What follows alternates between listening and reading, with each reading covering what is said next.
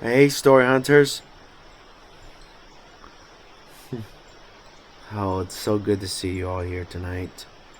Thank you for hearing my howl and answering upon my call. I am Lord Red. I am the alpha of the Story Hunter pack. And I see that there are a few new people here tonight. So welcome everyone, and I hope that you enjoy your stay. If you enjoy our prey that we are about to feast on tonight, please consider on joining our pack.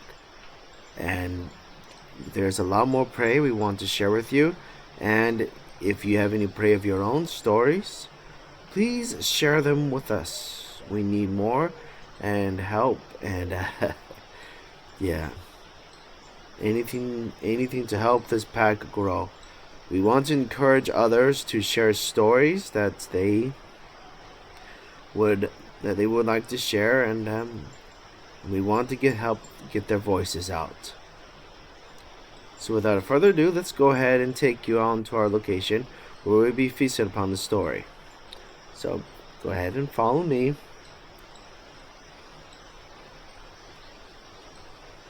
We're going down on this path, so stay close. The path is a little bit windy. So tonight's prey is based on the story given to us by Adam Gulledge. It's a story that's called Werewolf Tale. It follows the story of a young werewolf who's been recently returned, and he's trying to struggle the balances between living as a werewolf and his newfound life. It is a coming to age story, and it is absolutely fantastic. We got the help of America's Goddess, who will be voicing Angela in this story, and Marius DeWolfe, who is voicing for Shane. And even though the story is based on Alex's perspective, we'll be focusing on the stories that precedes him. So go ahead and sit down on one of those soft cushions there, and I'll share with you. I'll go ahead and share the prey with you.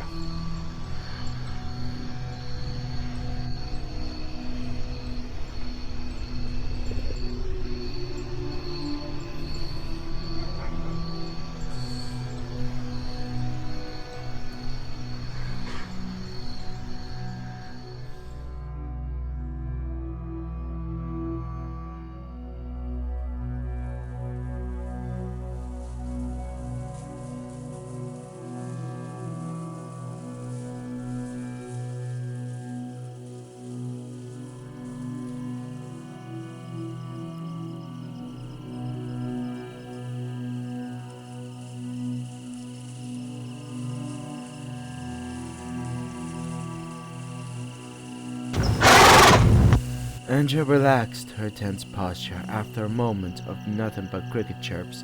If not for how clean the evening breeze was of strong human scents, the startled animal snorting she just heard would have prompted a retreat.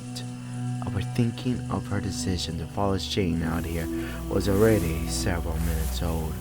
He continued moving before she did, drawing her attention as he passed.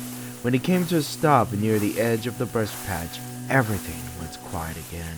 Ready? Shane's growl-laced rumbling voice didn't catch Angela off guard. Which one? That doe? The calf. That much meat seems like a waste. Between us, it won't be. Shane resumed, closing in on the stable after another stretch of silence.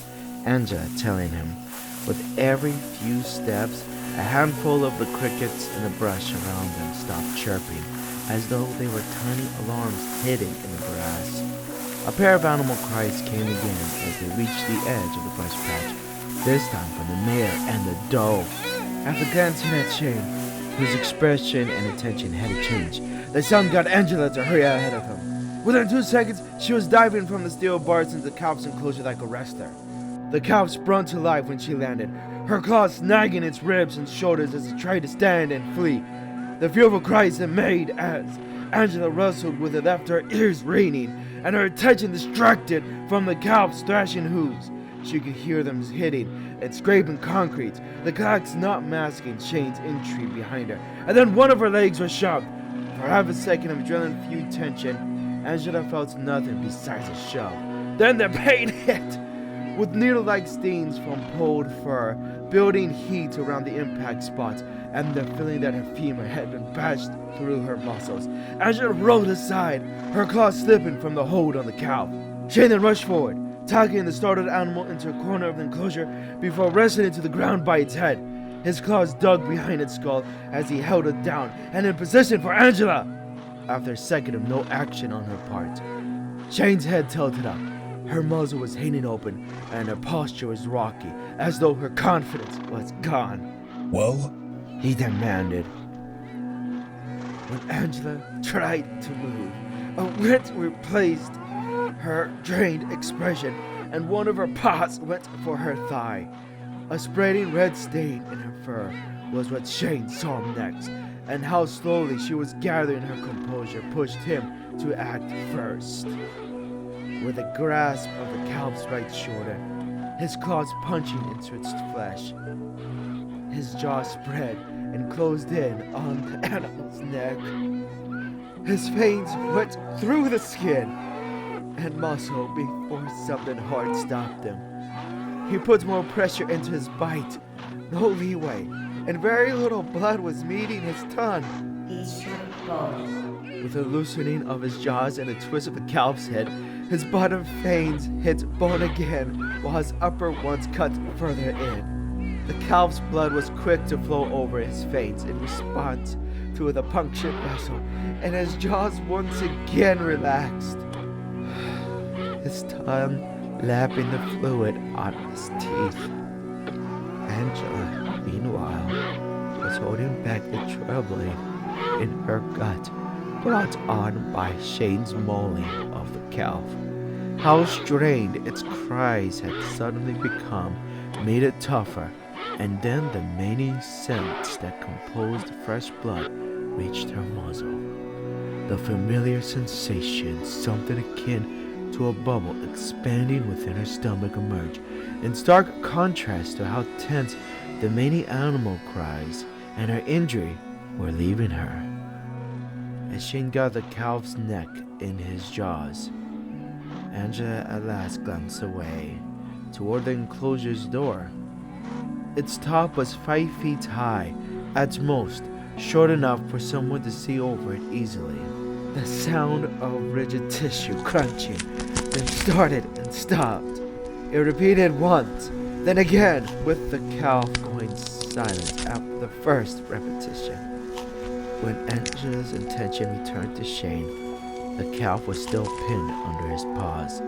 His front teeth and fangs were tearing at a piece of muscle on the bovine's shoulder. With the previous panic-stricken animals calming down, she'd heard nothing that could mean an immediate threat to them, but offered a suggestion as she came closer anyway. Let's move this out of here. Later. We'll be fine.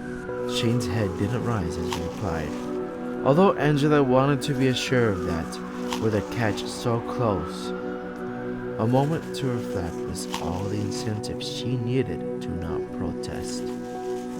After picking her feeding spot, her fangs dug into the muscle, making a sizable chunk to be pulled at. Seconds later, Shane was growling. Certain that no one had approached him, Angela glanced over to find him, glaring at her, his teeth showing, his tongue flashing, and his ears erect and stiff. The noise and his stare sent a shudder down her spine and around her chest, and she released the chunk she had.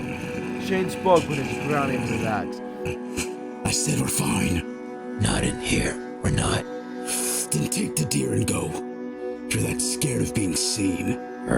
Angela growled in response, to which Shane resumed feeding. Until she was sure his attention was fully on the calf, she didn't move closer. Her fangs found a new spot on the calf's right leg, but Shane's growl began again. making her yank on the pace she had. A sharp snarl during her second tug snapped her attention back to Shane. She almost missed the moment he lunged at her, backpedaling in response. The pain from the gash in her leg almost forced her back down from the standing stance she stopped in. Shane followed suit, standing over the calf, his attention not swearing from Angela's turned head. You had your chance. Get your own or wait. Until he began pacing backwards. The growling that had accompanied his demand continued. Angela refused to meet his gaze until he was back on all fours. With her heart racing from the lunge and retreat, her attention changed to the rest of the stable's interior. She saw no one else and no other animals, just stored feed, empty enclosures, and what looked like the locked main gate on the far right side. A check of the other side followed, with a similar closed door on display. She couldn't bring herself to feel apologetic with the discovery, however, and the sound of the sirens that existed enforced that feeling. Angela tried not to worry when first hearing them, but as the siren volume rose, her sense of safety rapidly waned. It was when the siren sounded less than 3 streets away that it vanished completely, and she made for the calf's leg, taking one of both paws. She noticed Shane stop feeding and met her gaze, his growl starting again. Not the time. Let's go. Shane lunged a second later, slammed her into her enclosure's wall, right in her racing heart. She snapped her jaws in response, Shane backing up just enough for her to swing an arm under one of his. When her paws found his shoulder, she dug it in, now snarling herself. Shane mimicked her jaw snap, missing her first time before gauging his next strike. His jaws closed on Angela's muzzle before cutting off her snarls. The needle-like pain from the bite pressure and Shane's teeth on her muzzle got Angela to reach for his head.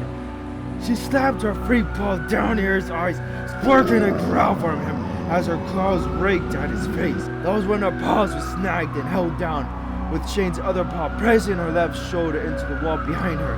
Angela tightened her grip on Shane's shoulder in the hope of getting him off. His ultimate snarl and increased bite pressure on her muzzle killed that hope. When her attention shifted back to the sirens, the stay sounded closer than before. Remembering the closed, likely locked stable doors didn't help calm her fears. Her breathing quickened when the siren wailed sounded within a street of them, and then the intensity dipped. No relief came to her in turn, only frustration and anger. Shane wrenched Angela's paw free of his shoulder when her grip loosened, his muzzle remaining clasped over hers for some time after. After this, what I kill is mine, he said once he released his jaws.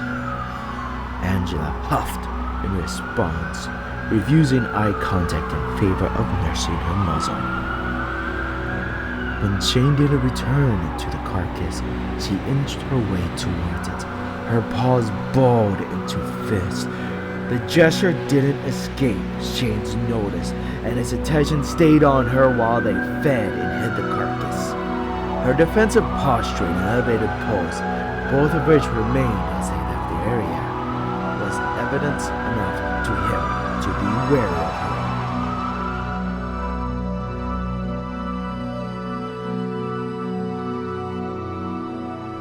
How did you guys enjoy the story?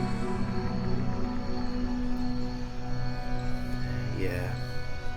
Angela and Shane has some characteristics that don't exactly align for a good partnership. We'll see what happens later on if they would overcome each other's differences. But what are your guys' thoughts on the rest of the story? If you'd like to know more about the voice actors that voiced for Angela and Shane, I will leave behind a link tree for you guys to go down and follow to their own exclusive locations. So, I would like to give a little bit of feedback on the story. I like how the story introduces it to us all. Shane, who has clearly been more experienced living as a werewolf, and Angela, who's clearly is still a novice and has things to learn. She has a struggle of confidence, and this will become a foreshadow of our main character Alex later on. But however, her own shortcomings and almost got them in trouble. But it wasn't exactly her fault, as you remembered. She got her knee bashed in, and Shane could have acted a little more nice and a little more kind and sympathetic to her injuries. Instead, he treated her like she did absolutely nothing. And that to me is completely unfair of Shane. This shows about how well the dynamic works, and when two conflicting point of views collide, where one's not so patient, and while the other one's not so active. It's still a little bit shy, but it is on Shane. Shane is the alpha. Shane is the one with the most experience, so it is up to him to show her how to hunt and how to survive. We'll see how the rest of the story pans out. So, again, if you enjoy the prey and you want us to feast upon more of it, consider on joining our pack and making the request. If you have story or prey of your own, go ahead and share them with us, and we're glad to feast on them together. For those of you who don't know, that we are also publishing our own comic book series called Tlakaelel, and it is being done by a publisher by the name of Angelic's Comics, and they are a legitimate indie company, and we will be sending out a trailer to you all very shortly, and as well as an Indiegogo link that could help us with the cause. Anything that could help us be more free and outgoing to produce stories like these, share other stories, and create more. So if you really like what you have here, consider on joining, and share the rest of this pack and what we do here among the others, and get them to join. The more pack members we have, inspiring others to create stories, bringing together. I believe that each of us have our own skills and our own experiences. Wherever we are on our journey to become great story hunters, like that of Angela and Shane, you could either be an experienced story hunter like Shane, or you could be an slightly inexperienced story hunter like Angela. But we are all each on our own journey and self-discovery as we go on. So, again, the link tree to Marius, DeWolfe, and America's Goddess is located nearby. So if you go ahead and find those, it will take you right to their hunting locations, and you could feast upon the works. And Adam Gulledge does have a sequel to this, and I recommend you getting them both if you plan on buying the copy. So without further ado, thank you for staying with us and feasting upon this prey. And please again join our pack and be ready to hunt when you hear our howl.